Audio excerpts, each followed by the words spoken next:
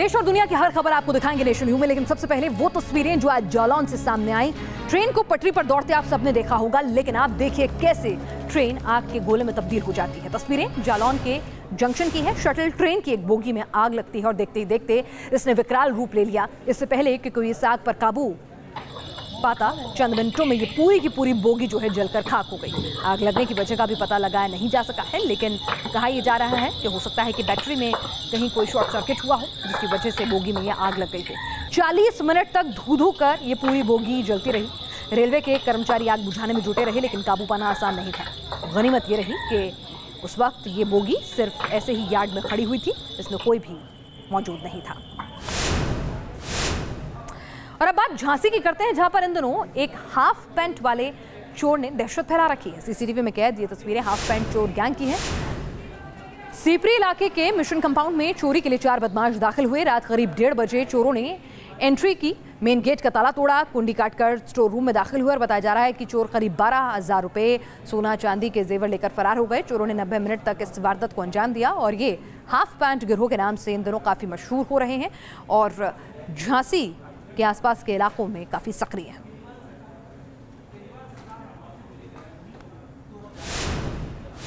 आगे बढ़ते हैं। जस्टिस लोया की मौत प्राकृतिक थी और इसकी एसआईटी जांच नहीं होगी, यह कहना है देश की सबसे बड़ी अदालत का। सोहराबुद्दीन एनकाउंटर केस की सुनवाई करने वाले जज बीएच लोया की मौत को संदिग्ध बताते हुए याचिकाएं दाखिल की गई थी। बॉम्बे लॉयर्स एसोसिएशन, पूर्व नौसेना प्रमुख एल रामदास, कांग्रेस लीडर तहसीन पूनावाला, महाराष्ट्र के पत्रकार Bandhuraj Sambhaji loan, all India lawyers union, centre for public interest litigation ने एक पीआईएल मिलकर डाली थी और जज लोया की मौत की जांच की मांग की थी, लेकिन सुप्रीम कोर्ट ने इसे खारिज कर दिया। देश की सबसे बड़ी अदालत में याचिकाकर्ताओं की मंशा पर भी कोर्ट ने सख्त टिप्पणी की है। कोर्ट ने क्या कहा वो भी आपको बताते हैं। कोर्ट ने कहा कि ये न्यायपालिका को बदनाम करने की कोशिश ज्यादा लग रही है। जजों की विश्वसनीयता पर सवाल उठाना अवमानना है। जनहित याचिका का मजाक बनाया जा रहा है। जज लोया की सामान्य मृत्यु हुई है, इसमें कोई शक नहीं। इस मामले की एसआईटी जांच नहीं कराई जाएगी।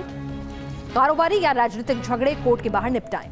पीआईएल की आड़ में कोर्ट का वक्त बर्बाद ना करें। जजों को बदनाम करने की कोशिश ना करें। आपसी मतभेद निपटाने के लिए कोर्ट का सहारा ना लें। जो जज आखिरी वक्त में जस्टिस लोया के साथ थे, उनके बयानों पर शक करने का कोई आधार नहीं है। कोर्ट का फैसला सर आंखों पर मानना होगा। अब कोर्ट ने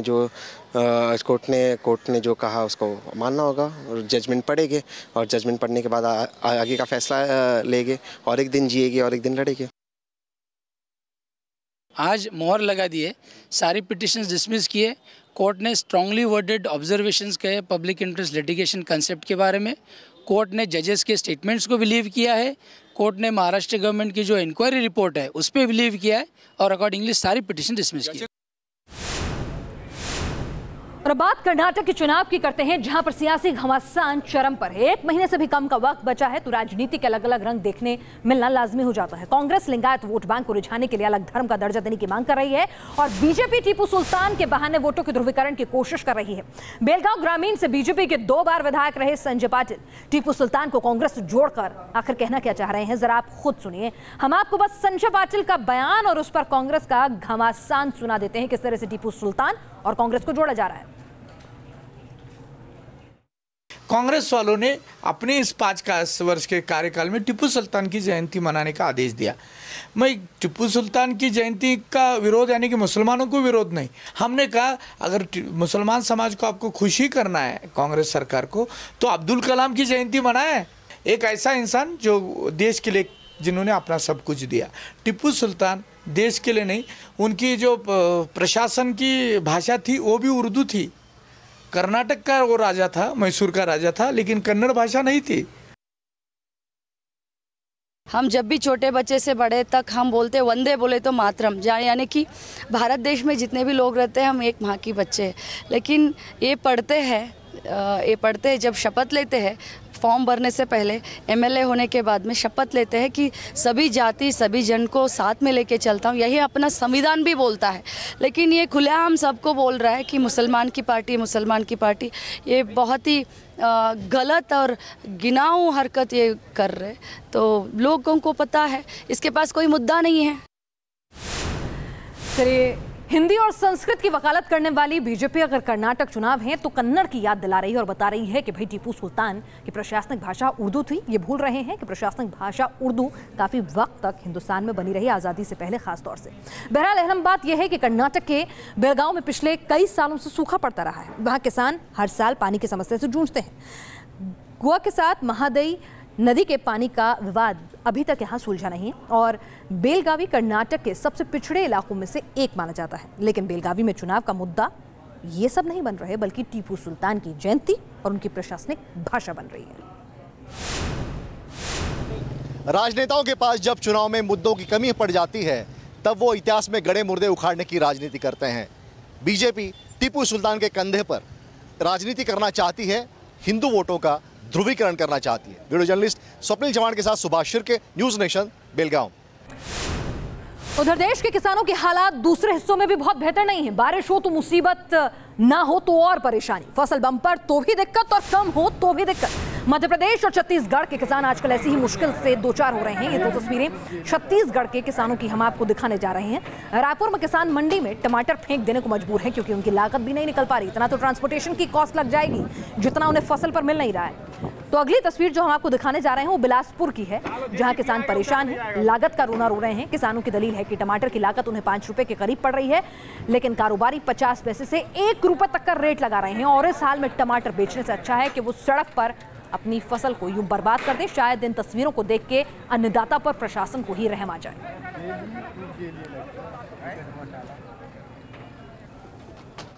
कम से कम 65 से लेकर 70 हज़ार रुपये प्रति एकड़ अपना खर्च आ जा रहा है।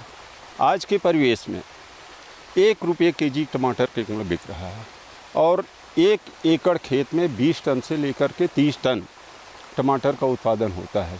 यदि 20 टन हुआ तो 20,000 कुंटल। आज की 1 रुपये की स्थिति में हमको 20,000 रुपये मिल रहा है 65-70 हज़ार रुपये खर्च करके। 2 रुपये किलो गया तो भी 40,000 रुपये, 3 रुपये किलो गया तो भी 60,000। कृषक क्या करेगा? खेतों में पूरी टमाटर लगी। अब मौसम का वजह गर्मी और ठंडा की वजह से पूरे नुकसान की कगार पे। परसों के ओलावृष्टि के कारण लगभग नुकसान ही है। अब आगे का फसल या उद्यानिकी विभाग इन लोगों ने आप लोग की कोई पहल नहीं की? प्रशासन ने जी कोई ध्यान नहीं देता इसको। बस हम लोग को बस मार्केट से ही हम लोग खरीद के लेन देन करते हैं और ये सब कोई हमारे पास कोई आता नहीं है। और अब बात एनईटी यानी नीट की परीक्षा देने की तैयारी में जुटे छात्रों की करते हैं, जिनके लिए यह खबर बहुत जरूरी है। सीबीएसई ने अब परीक्षा के लिए ड्रेस कोड का नया नोटिफिकेशन जारी किया है। इसमें कहा गया है कि कपड़े ऐसे पहनकर आएं जिसमें किसी भी तरह के बटन ना लगे हों। साथ ही धार्मिक परिधान जैसे बुर्का, पगड़ी पहनने वालों को 1 घंटे पहले एग्जाम सेंटर पर रिपोर्ट करना होगा। छात्रों को कहा गया है कि किसी भी तरह के गहने और सजावटी सामान ना पहनकर आएं। परीक्षा के दिन जूते पहनकर बिल्कुल ना आएं, स्लीपर पहनकर आएं। पिछले साल एग्जाम के दौरान ड्रेस को लेकर सीबीएसई को कई तरह के विवाद का सामना करना पड़ा था, जिसके बाद इस बार सीबीएसई ने ड्रेस कोड का बाकायदा ऐलान कर दिया है। परीक्षा 6 मई को होनी है, यानी परीक्षा की तैयारी के साथ साथ भाई कपड़ों की तैयारी भी कर लीजिएगा, नहीं तो दिक्कत आएगी। पिछले साल नीट की परीक्षा के बाद सीबीएसई को कई विवादों का सामना करना पड़ा था, तो ऐसे में सीबीएसई ने एहतियात बरतते हुए नीट की परीक्षा के मद्देनजर एक नोटिस निकाला है। दरअसल नीट की परीक्षा मई को होनी है, तो ऐसे में सीबीएसई ने कैंडिडेट के ड्रेस कोड को लेकर सख्त कदम उठाया है। सीबीएसई ने नोटिस जारी कर साफ किया है कि कैंडिडेट्स को घड़ी, ब्रेसलेट, रिंग या फिर बटन वाले कपड़े पहनकर परीक्षा केंद्र में नहीं आना है। और साथ ही अगर कोई धार्मिक परिधान पहने जा रहे हैं, चाहे वो बुर्का हो या पगड़ी हो, ये पहनने वाले जो कैंडिडेट्स हैं वो परीक्षा में उन्हें परीक्षा केंद्र पर उन्हें 1 घंटे पहले ही उपस्थित होना होगा। जाहिर सी बात है 10वीं और 12वीं की बोर्ड परीक्षा के बाद से जो कुछ पेपर लीक हुए थे उसके बाद से सीबीएसई की साख पर जो है सवाल उठने लगे थे, तो ऐसे में सीबीएसई उसके मद्देनज़र नीट की परीक्षा को नकल विहीन बनाने के लिए इस तरह के सख्त कदम उठा रही है। हालांकि हमने सीबीएसई के पीआरओ से इसके लिए बात की, लेकिन उन्होंने कैमरे पर आने से इनकार कर दिया। लेकिन हमें उन्होंने ये मौखिक रूप से ये बताया कि जो ये नोटिस जारी किया गया है ड्रेस कोड को लेकर, वो पूरा जो नीट की वेबसाइट है सरकारी उस पर डाल दिया गया, ऑफिशियल जो वेबसाइट है उस पर डाल दिया गया है। अगर किसी भी छात्र को परेशानी से बचना है तो परीक्षा केंद्र पर जाने से पहले नीट की वेबसाइट को पूरी तरह से चेक करें कि आखिर क्या क्या गाइडलाइंस जारी की गई हैं, किस तरह के उन्हें कपड़े पहनकर जाने हैं और किस तरह की एक्सेसरीज उन्हें पहननी है या फिर नहीं पहननी। वीडियो जर्नलिस्ट राकेश रावत के साथ दीक्षा पांडे, न्यूज नेशन, दिल्ली। और आगे बढ़े उससे पहले अपराध जगत की हलचल, प्राइम व्यू।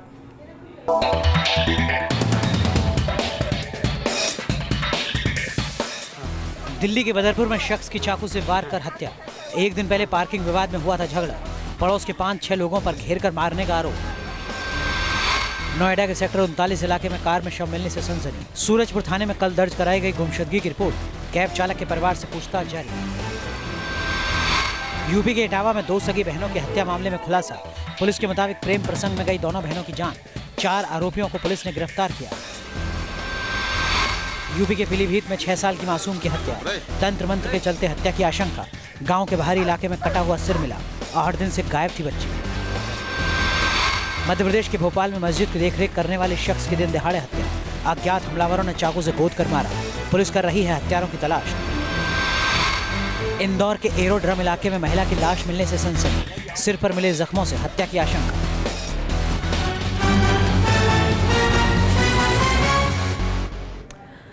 और भोपाल में शादी का जश्न उस वक्त मातम में बदल गया जब नटराज शादी हॉल में विवाह समारोह के दौरान गोली चलने से एक युवक की मौत हो गई, जिसके बाद युवक के घर वाले गुस्से में हैं। कलेक्टर के सामने डेड बॉडी को रखकर प्रदर्शन भी किया। घर वाले मुआवजा के साथ आरोपी को सख्त सजा देने की मांग कर रहे हैं। बताया जा रहा है कि शादी में बाराती हर्ष फायर कर रहे थे और नाच रहे थे। उसी दौरान एक शख्स ने बंदूक लोड की और यह हादसा हो गया। हालांकि कुछ लोगों का यह भी कहना है कि इस दौरान वीडियोग्राफी कर रहे शख्स के साथ कुछ लोगों की कहासुनी भी हुई। अब यह हादसा था या फिर गुस्से में चली हुई गोली। छोटी सी झड़प थी, इसको हमने भी अनुमान नहीं लिया था और उन्होंने भी कुछ नहीं लिया, किसी ने भी। लेकिन क्या देखते हैं कि कुछ ही 10-15 मिनट 20 मिनट बाद ये गोली अचानक उनके सीने में लग जाती है और हमारे साथी सब छिन्न-भिन्न हो जाते हैं और उनकी बॉडी रोड पे गिर जाती है। आप साथ में मौजूद थे, क्या देखा आपने? उनकी झड़प हुई थी बारात में कि भैया मेरी वीडियो बना लो, वीडियो आ लो। उसके बाद बारात से जब वो द्वार पूजा पे आए तो उसमें ये कांड हो गया, गोली कांड। उधर उत्तर प्रदेश के औरैया में भी जश्न के दौरान मातम का मंजर दिखा। बताया जा रहा है कि सदर कोतवाली में एक निजी गेस्ट हाउस में चल रही शादी में आई बारात आतिशबाजी कर रही थी और उस दौरान हादसा हो गया। आतिशबाजी की चिंगारी आग के शोलों में तब्दील हो गई। आग इतनी भीषण थी कि आसपास की दुकानों को भी इसने अपनी चपेट में ले लिया। फायर ब्रिगेड ने बड़ी मशक्कत से आग पर काबू पाया, लेकिन इससे नुकसान भी बड़ा हुआ।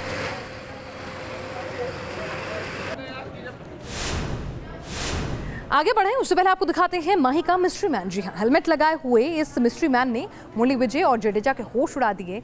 आर्म रेसलिंग में धोनी के इस सूरमा ने जडेजा को भी धूल चटा दी। आखिर कौन है भाई ये मिस्ट्री मैन और क्या है इसका सच, देखिए इस अगली रिपोर्ट में।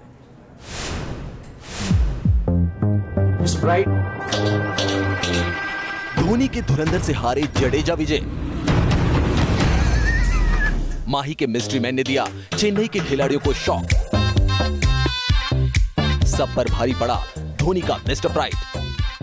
ये है चेन्नई सुपर किंग्स के स्टार खिलाड़ी मुरली विजय और रविंद्र जडेजा, जो आर्म रेसलिंग में जोर आजमाइश कर रहे हैं। दोनों एक दूसरे को हराने के लिए पूरा जोर लगा रहे हैं। वहीं कप्तान महेंद्र सिंह धोनी भी इन दोनों की आर्म रेसलिंग पर पैनी नजर बनाए हुए हैं। इस बीच माही अपने मिस्ट्री मैन को बुलाते हैं और फिर जडेजा और विजय इस मिस्ट्री मैन के साथ आर्म रेसलिंग करने लगते हैं। लेकिन धोनी का ये मिस्ट्री मैन जडेजा और विजय को पटखनी दे देता है। इसके बाद माही मुस्कुराने लगते हैं। माही का ये मिस्ट्री मैन इससे पहले ब्रावो और हरभजन सिंह को भी अपनी पावर से हैरान कर चुका है। तब ब्रावो और हरभजन जिम में वेट उठाने में नाकाम रहे थे, लेकिन धोनी के मिस्ट्री मैन ने वेट को एक हाथ से ही उठा लिया था। हालांकि अभी तक ये साफ नहीं हो पाया है कि धोनी का ये मिस्ट्री मैन कौन है, लेकिन माना जा रहा है कि जल्द ही धोनी के मिस्ट्री मैन का नाम सबके सामने आएगा।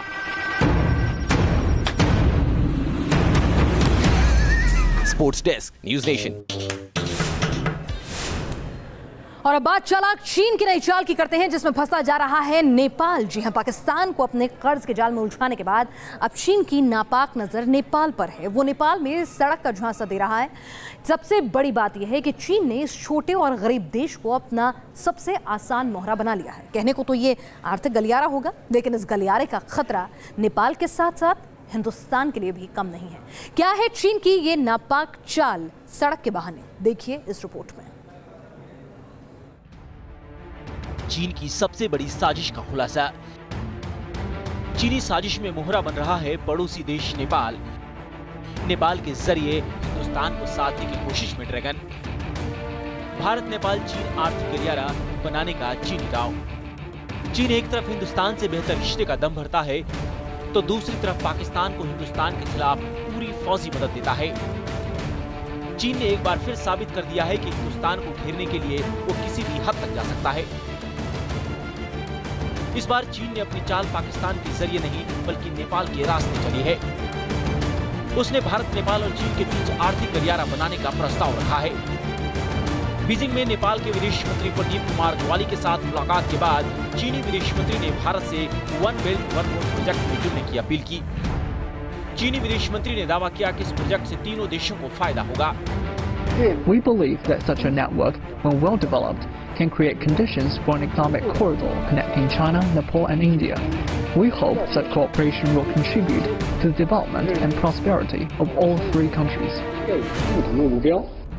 माना जा रहा है कि इस प्रस्ताव के जरिए चीन नेपाल की नई सरकार पर अपना असर बढ़ाना चाहती है। हाल ही में हुए चुनाव में जीत के बाद नेपाल के विदेश मंत्री चीनी दौरे पर गए थे, जहां दोनों देशों के बीच रिश्ते बेहतर करने सहित कई मुद्दों पर चर्चा हुई। जानकारों के मुताबिक चीन का नया प्रस्ताव भारत को घेरने का एक और कदम हो सकता है, क्योंकि अगर ऐसा हुआ तो चीन की भारत तक पहुंच आसान हो जाएगी।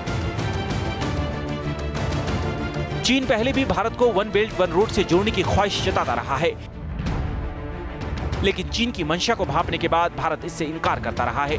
One belt one road project के जरिए चीन पूरी दुनिया में अपनी पहुंच बढ़ाने के लिए एशिया, यूरोप और अफ्रीका के 65 देशों को जोड़ने की योजना बनाई है। चीन इसके लिए फंड भी दे रहा है। बीते साल चीन ने one belt one road forum की एक बड़ी बैठक का आयोजन किया था, जिसमें दुनिया के कई मुल्कों को बुलाया गया था। हिंदुस्तान एकमात्र ऐसा बड़ा मुल्क था जो इस बैठक से दूर रहा है। साथ ही भारत ने एक बयान जारी कर कहा था कि जो देश चीन की इस महत्वाकांक्षी परियोजना का हिस्सा बन रहे हैं वो कर्जे में फंस रहे हैं। चीन को जब अपनी चाल नाकाम होती नजर आई तब उसने नेपाल के जरिए एक बार फिर हिंदुस्तान को बरगलाने की कोशिश शुरू की है। ओबीवार के जरिए भारत को चीन पाकिस्तान की तरफ से घेर चुका है, तो वहीं भूटान की तरफ से घेराबंदी के लिए वह डोकलाम में एड़ी चोटी का पसीना बहा रहा है। ऐसे में चीन ने अब एक और नई चाल नेपाल के रास्ते चुनी है। ऐसे में भारत सरकार के सामने एक बड़ी चुनौती होगी कि नेपाल की तरफ से चीन के बढ़ते कदम को कैसे रोका जाए। वीडियो जर्नलिस्ट सतुराज के साथ मधुरेंद्र कुमार, न्यूज़ नेशन, दिल्ली। अब सवाल ये कि क्यों चीन और नेपाल के बीच बनने वाली ये सड़क भारत के लिए बड़ा खतरा बन सकती है, ये भी आपको समझाते हैं। सामरिक लिहाज से ये किस तरह से इंट्रूजन हो सकता है हिंदुस्तान की सीमा में। दरअसल किंघाई तिब्बत रोड को चीन नेपाल तक ले जाना चाह रहा है। चीन इस पर काम कर रहा है। भारत की दहलीज तक पहुंच जाएगा अगर वो नेपाल तक इस सड़क मार्ग को ले आता है। बताया जा रहा है कि किंघाई तिब्बत रेल का विस्तार अब शिगेत्स तक हो चुका है और चीन 2020 तक इस रेल नेटवर्क को जिरांग तक ले जाने का प्लान बना रहा है। जिरांग से नेपाल की दूरी महज 24 किलोमीटर है और नेपाल चाहता है कि चीन इसे काठमांडू तक ले जाए। और अगर ऐसा होता है तो भारत के लिए ये बड़ी चिंता की बात हो सकती है, क्योंकि काठमांडू से भारत की सरहद महज 135 किलोमीटर दूर है। वैसे चीन इसे आर्थिक गलियारे का नाम दे रहा है, लेकिन OBOR के पीछे चीन की असल मंशा किसी से छिपी नहीं है। युद्ध की परिस्थितियों में ये इंफ्रास्ट्रक्चर सरहद के पास काफी मदद करता है सैनिकों की मूवमेंट में और इसीलिए ये चिंता का सबब है। बहरहाल आगे बढ़ते हैं। अब बात हिंदुस्तान की गगन शक्ति की करते हैं। चीन की सीमा पर हिंदुस्तान का सबसे बड़ा युद्धाभ्यास चल रहा है, जहां 600 लड़ाकू विमान हिंद का दमखम दिखा रहे हैं। सुखोई 30, MiG-29, जगुआर, मिराज 2000 की शक्ति पर चीन और पाकिस्तान की भी नजर है। तो आज रक्षा मंत्री निर्मला सीतारमण ने वायुसेना के सबसे बड़े युद्धाभ्यास गगन शक्ति का जायजा लिया। रक्षा मंत्री निर्मला सीतारमण असम के झबुआ एयरबेस पहुंची और वायुसेना के जाबाजों का हौसला भी बढ़ाया। इससे पहले भारत देश में इतना बड़ा और इस संख्या में एयरफोर्स का कभी नहीं ऐसे एक्सरसाइज हुआ है। हाँ, बहुत सारे एक्सरसाइज इससे पहले हुआ है, मगर स्केल एंड एक्सटेंट इस समय जो हो रही है वो सबसे ज़्यादा। और इससे एयरफोर्स का अपने तैयारी, शक्ति और एयर वॉरियर्स का रेडीनेस, ये सब एक ही समय पर इकट्ठा टेस्ट हो रही है। और आइए अब देखते हैं दुनिया की खबरें वर्ल्ड व्यू में।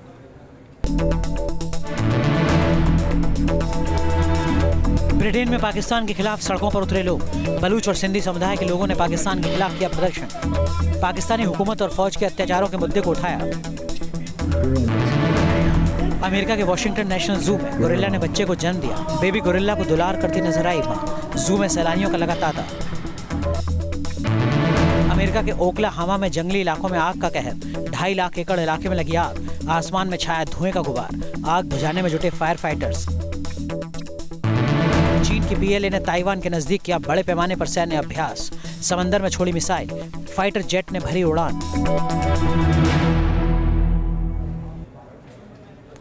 और अब देखते हैं रुपहले पर्दे की खबरें सिनेमा व्यू में।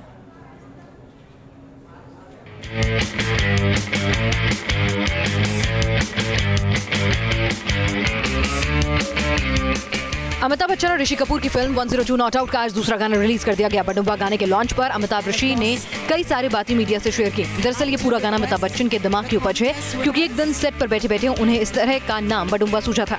इस गाने के गीतकार अमिताभ बच्चन खुद हैं और सिंगर और म्यूजिक कंपोज भी अमिताभ ने ही किया है।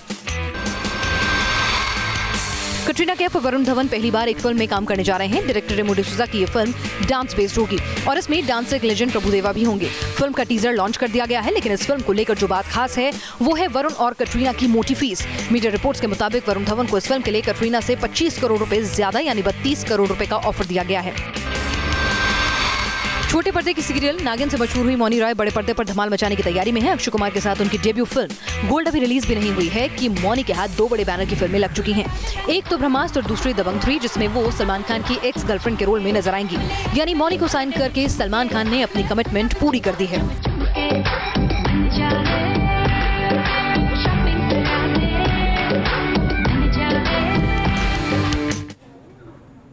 चलिए और सिनेमा व्यू के बाद अब बात करते हैं एक इमरजेंसी लैंडिंग की जो आज हुई हार्टफील्ड जैक्सन अंतर्राष्ट्रीय हवाई अड्डे पर डेल्टा एयरलाइंस की। अब देखिए किस तरह से 274 यात्री और 14 क्रू मेंबर्स में सवार थे। गनीमत ये रही सभी को सुरक्षित उतार लिया गया। प्लेन लंदन के लिए बाद में रवाना हुआ। तो आज के लिए नेशनल व्यू में इतना ही। कल फिर हाजिर होंगे।